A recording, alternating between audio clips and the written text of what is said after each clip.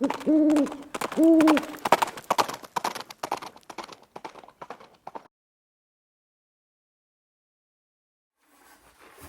guys, it's Viejo here, and we are into the second week of July already in 2024. Hope everybody had a good holiday for the 4th and got a chance to see all of those great Lead Freedom Ring videos. Those were fun to watch, right? Hey, today we're going to continue with this comparison between the RCBS Uniflow powder measure with the handgun chamber in it against the Redding number 3 powder measure that I got used for a very good price, and had to do a little bit of upgrading. If you recall, that one came with the large diameter chamber here, and I added separately the small diameter handgun. And this is the third of this 3-part series. We're going to wrap this up here today. Links to the first 2 videos are in the description box below, so you can go check those out. It might help you understand a little bit more about where we're coming from. But today we're going to look at a third powder. We did Winchester 231 first, then last time we did Unique, and this time we're going to use this very fine-grained Hodgdon H110 powder and see how they compare throw to throw to throw to throw. Are there any significant differences between the repeatability of throwing a charge between these 2 powder measures? So we're going to start with the RCBS. Let's go ahead and get that set up, and then we'll come back. All right, we'll start with the RCBS Uniflow here, and I've got some H110 powder. You can see a baffle about halfway down there. And we got a charge set over here on the 1010 for 15 grains, 10 and 5. I got my first charge in there, and there's where we are, maybe just a hair underneath that reference mark there. So keep that in mind. We use that as our reference and see if the next one goes up or down from there. All right, let me get the camera on the tripod and we'll get rocking. All right, here is charge number 2. And I'm going to call that slightly lower from the first one, so just a hair short compared to the first charge, but darn close. Okay, here comes the third charge.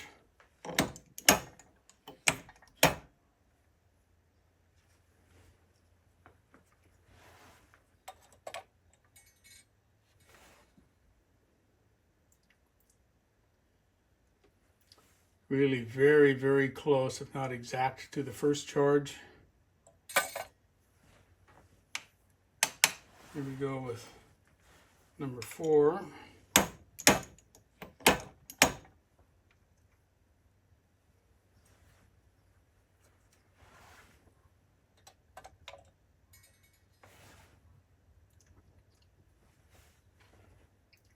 I think that's right exact to the first charge again.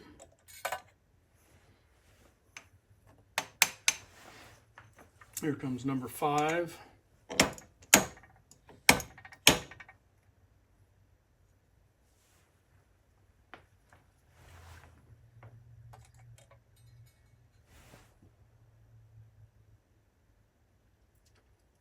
Slightly lower, but not by much. Pretty darn close. Dumping that back into the hopper. Here comes number 6. This sounds a little bit muted on the taps because I'm holding my pan right smack up against the drop tube, because otherwise this fine stuff spills right out of the pan and goes all over the place. You got to hold it up in there and give it time to drop. And I think that's, again, maybe just literally the width of a hair under where that first registration mark was, but awfully close. Here we come up with number 7.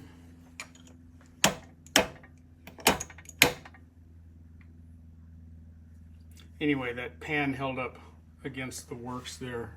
Uptight kind of mutes the sound a little bit.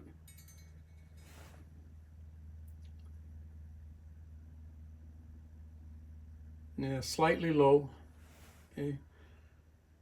Not by much, not even by 1/10 of a grain, I don't think. Or not even a half a tenth, maybe a couple hundredths of a grain. It was really, really close.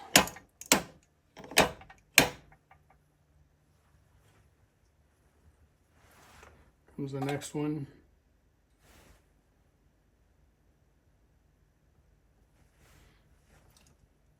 Pretty commensurate with the rest of them right there. Really, really close to that first registration that we had.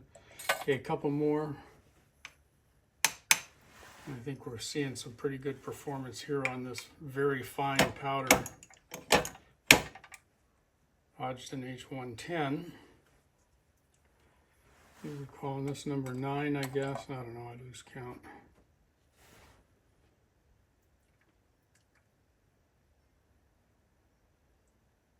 Okay, maybe a little bit low, and perhaps over the duration of the testing here, powder may have settled a little bit more in the hopper, although I did settle it first. But we're getting pretty consistent drops right at just below that very first one. So perhaps if I'd have gone in here and thrown a few more practice charges at the beginning, we'd have been a little more precise against our first registration. Pretty much the same way, right? That's been a pretty consistent throwing. We had one that was a little bit lower than the rest, but 9 out of 10 have been right there. All right, there you go with the performance on the RCBS unit. It did reasonably well, I thought, pretty much in the same vein as what it had done with the first two powders that we tried. I didn't see anything any necessarily better or worse as far as performance goes on this one. This one has a significantly larger metering chamber up inside here than the Reading unit does, about 3 times as big, so more capacity, but that doesn't necessarily mean better. Let's go put the Reading unit onto the stand and run 10 charges of H110 through it, see how it does. Okay, we got the Reading set up to deliver approximately the same charge. We should make note that our micrometer is backed out approximately 80% of that cylinder in there. Okay, and I've got the first charge already in the pan over there, so let's get kind of zoomed in here. And again, kind of like where we started off with the RCBS, we're just underneath the reference mark there, so keep that in mind as our target. The Reading seems to be kind of stiff on the down drop with this powder. I'm not quite sure why that is. But that rotor seems a little bit stiff coming down. I don't know if there's a little powder leaking up in there or what. I'll have to check later. Okay, so here's the second charge. How does it compare to the first? Slightly lower, but not by much.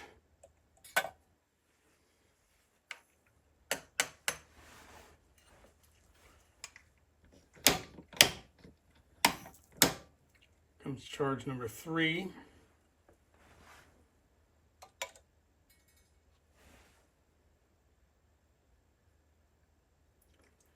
Right in there, pretty darn close to where the first charge was, maybe slightly more. Okay, coming up with number 4.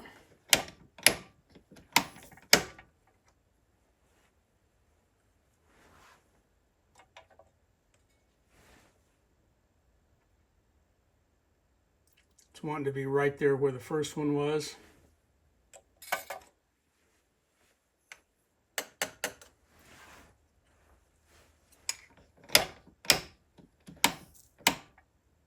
Oh, I lost powder on that one. I got some spilled. What happens is if I hold this pan I still got some stuck there, you can see. Too close to the, or not close enough to the bottom of the powder drop. That stuff just jumps right out the end there. It's so light. All right, let's get the rest of that out of there and redo that one. Meantime, I got some powder on my stand here. Okay, this is number 6, I think. Or is this 5? This might be 5. We'll call this number 5. Right in there, maybe slightly low.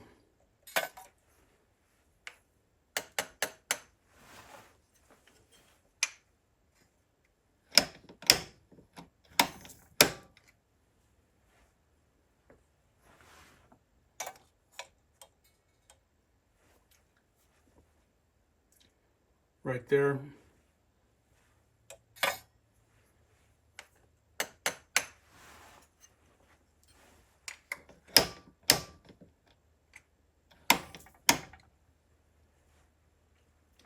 This works much better if you're delivering right into a case instead of a pan. You don't have the powder escaping. Right there, maybe ever so slightly higher than the original. I think we're at about number, what are we at? Number 8, I don't know, I lose count, sorry guys. We'll do 2 more, this one and 1 more after this. Oops, I lost powder out of that one too. See it on my, underneath my spout here. Let's do that one again.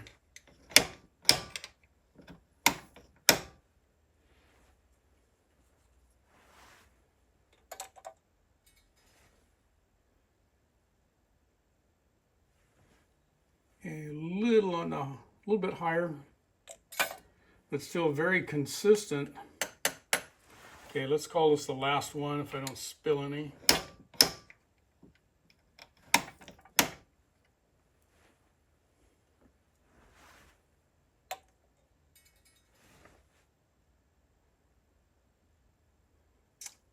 And right there, see, you know, very, very consistent, within 0.05 of a grain, I would say.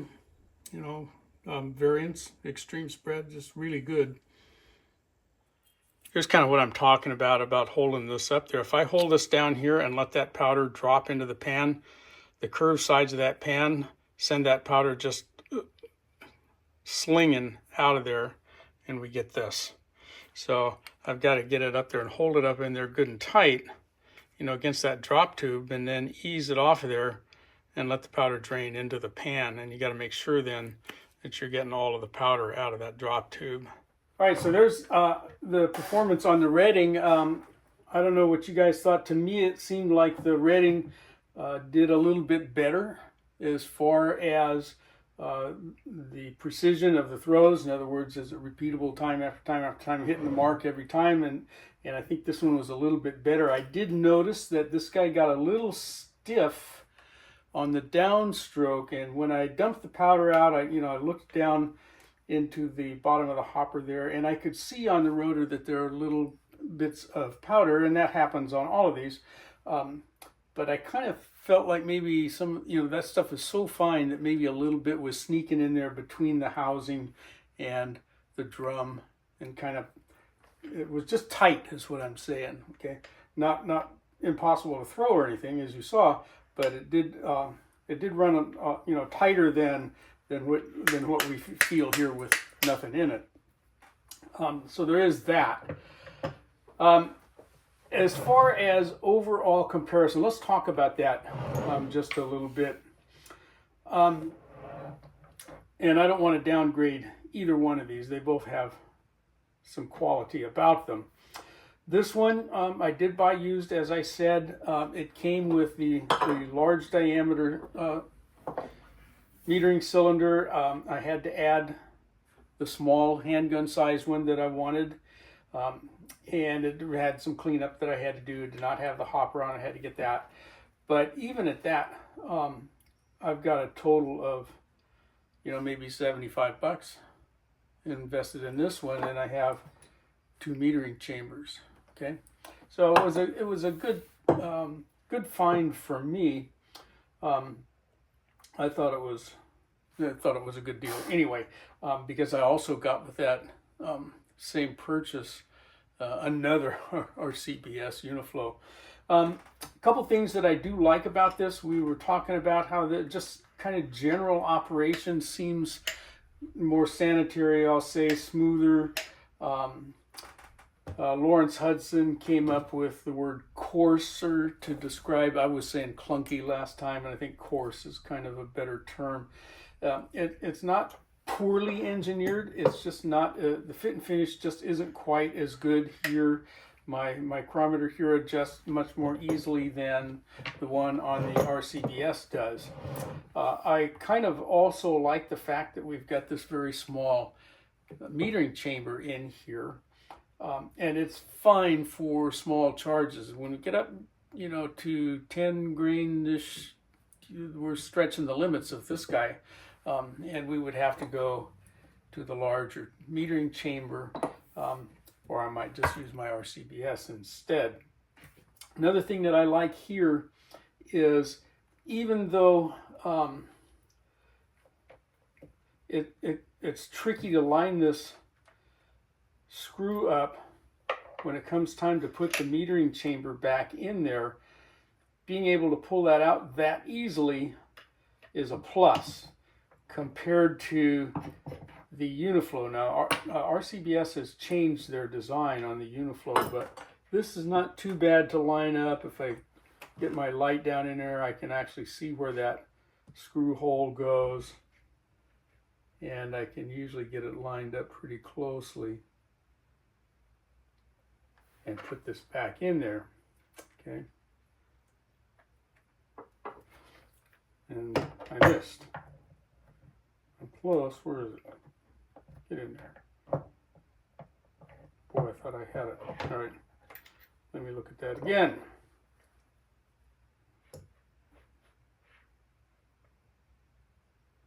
Boy, it's right there. It looks lined up to me.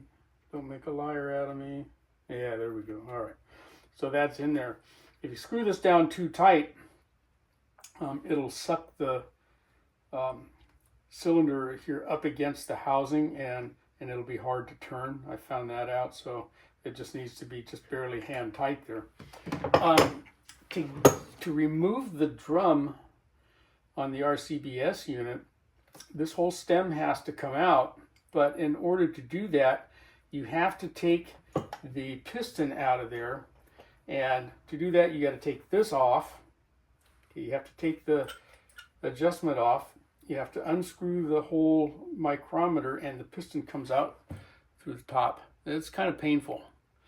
It doesn't hurt physically, but it's a little more tedious than this system here. Now, the new RCBS unit, the Uniflow 3, has a setup almost identical to this. There's a set screw over here. You take that out, pull the metering chamber out, and pop out the cylinder. It's almost an embarrassing copy of what Redding had done. So that was a step up on their part, but the Uniflow 3 now costs more also, more than it used to. So what do I think about them side by side? Retail price of the Redding versus a Uniflow is almost double.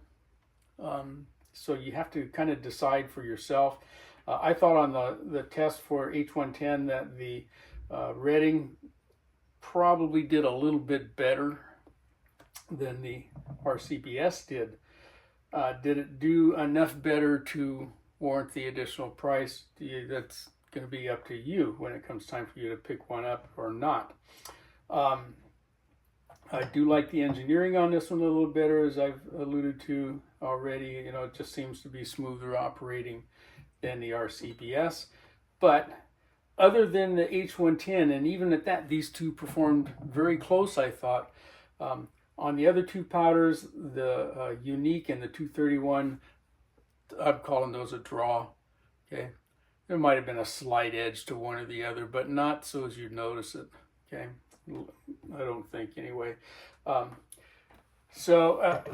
know, I have no problem recommending either one of these to somebody who's looking for a powder measure. And you know, it comes down to, are you willing to pay a lot more to get a little more I think is kind of the bottom line here with the Redding unit. I like it. I don't think I would have bought it brand new though. I think I would do just exactly what I did, wait around for the right used one, even though it was a fixer-upper. Not that there's not that much to them. I mean, unless they're completely rusty, you know, I don't know. But I think that it's in good condition. I don't think we need to do anything else to this one. It just needed those couple parts and some rust cleanup. There's a little rust down inside here, but other than that, it was in good shape. I'm kind of glad that it didn't have a hopper on it, because you get an old used one, the hoppers are usually all glazed over and, you know, kind of cruddy looking. Anyway, so let's wrap this one up. Again, you know, this is here solely for you guys to make your own evaluations. I'm not going to really say whether one's better than the other, because that would be a tough call. So what do we got coming up next here on the Viejo channel? I've got a used press that I actually got more than one that needs some TLC and some new parts and some TLC, as I said. Let's talk about that next time. I'll show you what I got, and I'll show you what that project's going to entail. But in the meantime, from the Viejo bench for now, that's all she wrote.